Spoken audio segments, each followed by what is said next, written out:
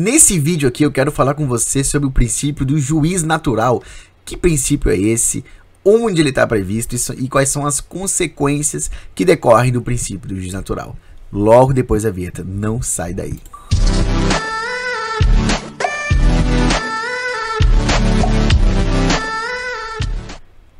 Fala criminalista, tudo certo com você? Para quem não me conhece, eu me chamo Rafael Lisboa e eu sou o fundador do Instagram Simplificando o Direito Penal. Gente, nesse vídeo vamos falar sobre o princípio do juiz natural, um dos princípios constitucionais penais que são muito importantes também no processo penal, que cai muito em prova.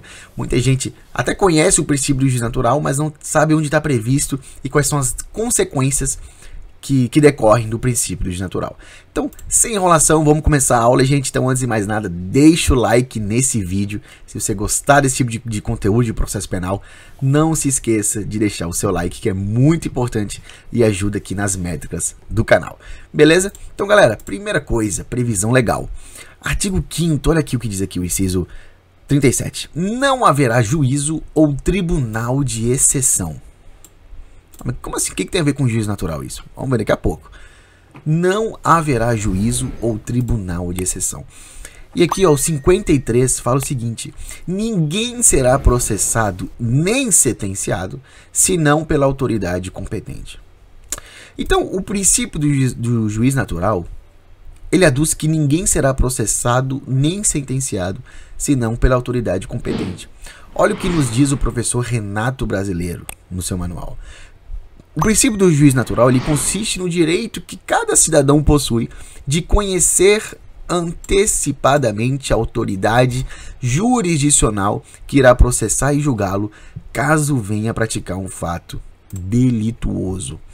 Ou seja, vamos supor que eu cometa um crime hoje. A partir do momento em que eu cometo um crime, eu tenho o direito de conhecer antecipadamente qual será o juiz natural competente para julgar o caso. Porque o que não pode haver no processo penal é um tribunal de exceção, um juízo de exceção. Ou seja, primeiro eu cometo o crime e só depois vai ser criado um juiz competente para me julgar. Isso fere o princípio do juiz natural. Porque o juiz natural ele diz o seguinte, ó, ninguém é processado nem sentenciado senão pela autoridade competente. Para cada crime, para cada delito, haverá uma autoridade competente. E o direito que cada cidadão possui, cada um de nós possui, de conhecer antecipadamente a autoridade jurisdicional que irá processar e julgar, caso venha a praticar um crime, né, uma contravenção, isso decorre do princípio do juiz natural. Por quê? Porque o tribunal de exceção ele é vedado expressamente pela Constituição Federal. Não pode haver juízo de exceção. Olha o que diz aqui, ó. Em hipótese alguma poderá existir tribunais de exceção criados após o cometimento do crime, marcados por critérios discriminatórios como raça, religião, ideologia. É um processo célere e sem o direito a recurso muitas vezes. Então, não pode ter tribunal de exceção. O tribunal de exceção, gente, aqui, ó, ele é marcado por isso aqui, ó, primeiro. Post factum. Olha só. Então, é muito estranho o tribunal de exceção. Na Alemanha nazista tinha o tribunal de exceção. Você primeiro comete o crime e só depois é criado um tribunal para julgar aquele cometimento do crime. Isso no nosso ordenamento jurídico é proibido, é vedado expressamente. Não pode haver o tribunal de exceção. O que tem que haver é o juiz natural. É que eu conheço antecipadamente, por questões de imparcialidade, questões do devido processo legal. Eu tenho que conhecer antecipadamente o cara que vai me julgar. Antes do cometimento do delito. Se eu vier a praticar um fato delituoso, é o direito, cada cidadão tem o direito de conhecer antecipadamente a autoridade jurisdicional que vai processar e julgá-lo. Não pode ser criado depois do crime um tribunal de exceção. Isso é inconstitucional. E vamos ver como isso cai em prova. Porque cai em prova, gente. Olha só. Promotor de Justiça 2021. Não viola as garantias do juiz natural, da ampla defesa e do devido processo legal a atração por continência ou conexão do processo do réu ao foro por prerrogativa de função de um dos denunciados. E aí, tá certo ou errado? Não viola as garantias do juiz natural, da ampla defesa e do devido processo legal, a atração por continência ou conexão do processo do réu ao foro por prerrogativa de função. Eu trouxe essa questão aqui para mostrar para vocês uma coisa, gente. Essa questão aqui tá certa. Ela é, inclusive, letra de súmula. Olha só o que diz a súmula 704 da STF. A mesma coisa da questão. Não viola as garantias do juiz natural, da ampla defesa e do devido processo legal, a atração por continência e conexão de processo do réu ao foro por prerrogativa de função. Por quê? Porque o foro por prerrogativa de função não é exceção ao juiz natural. Não é. Nem a justiça especializada, como justiça militar, justiça eleitoral, essas justiças não são violadoras do princípio do juiz natural, porque elas são criadas antecipadamente. Não é posteriormente ao cometimento do crime. Elas já estão lá. Se você cometer um crime eleitoral, a justiça eleitoral já vai estar lá, antes do crime. Você sabe que se você cometer um crime eleitoral, quem vai te julgar vai ser a justiça eleitoral. Não é que não existe a justiça eleitoral, você comete um crime eleitoral e do nada é criada uma justiça eleitoral para te julgar. Isso seria tribunal de exceção. Mas não é o caso. Assim como prerrogativa de função. Se a prerrogativa de função atrai o processo, isso já acontecia antes do cometimento do crime.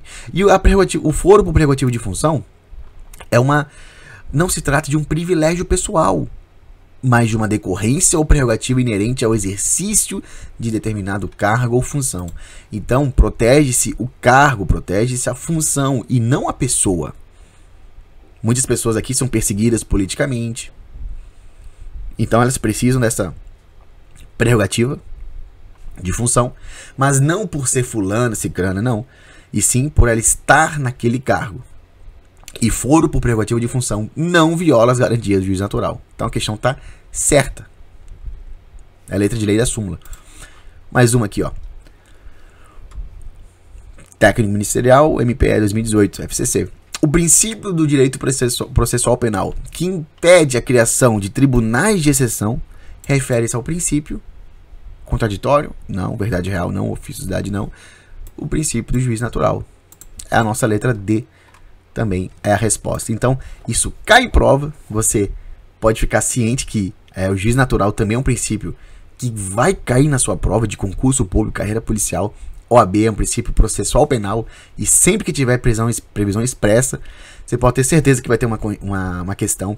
E outra coisa, gente, os princípios, eles também servem como base para você responder várias questões.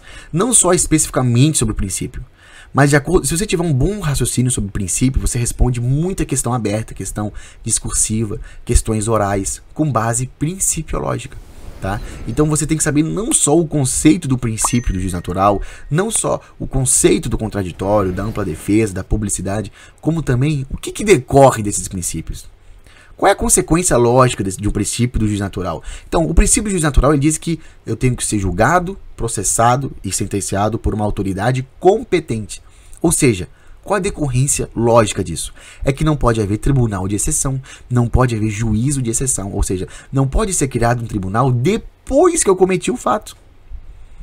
Como aconteceu no Nuremberg, por exemplo. Primeiro, os crimes nazistas aconteceram, e aí depois foi criado o tribunal de Nuremberg para julgar os crimes dos alemães, da Alemanha nazista.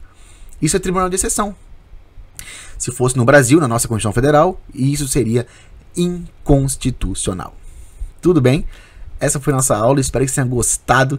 Se inscreva no canal se você está gostando desse tipo de vídeo, deixa o like também e torne-se membro do canal para ganhar muito benefício exclusivo no nosso grupo VIP de Telegram, Clube dos Criminalistas. Eu vou deixar na descrição do vídeo também o meu e-book, 350 questões de direito penal comentadas por mim, Penal na Veia.